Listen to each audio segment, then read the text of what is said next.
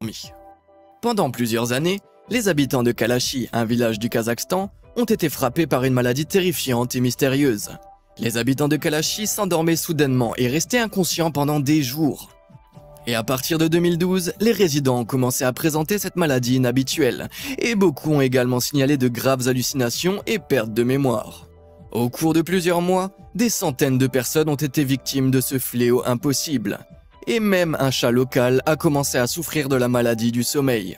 Le phénomène est devenu un tel problème que la police et les autorités locales ont été obligées d'enquêter. S'agissait-il d'une nouvelle forme de drogue? L'eau avait-elle été empoisonnée? Peut-être s'agissait-il d'une sorte d'arme biologique. Les tests effectués dans la région se révélant négatifs les uns après les autres, y compris les tests de radioactivité.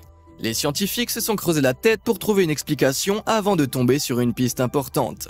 Les analyses de sang des personnes atteintes de la maladie ont révélé des concentrations de monoxyde de carbone supérieures à la normale, ce qui entravait l'apport d'oxygène aux organes vitaux comme le cerveau. C'est alors que le gouvernement a commencé à pointer du doigt une mine d'uranium abandonnée située à proximité, qui aurait laissé échapper des niveaux élevés de monoxyde de carbone et empoisonné la ville. Si beaucoup ont accepté cette explication, les scientifiques n'ont pas tardé à pointer du doigt les failles de cette théorie.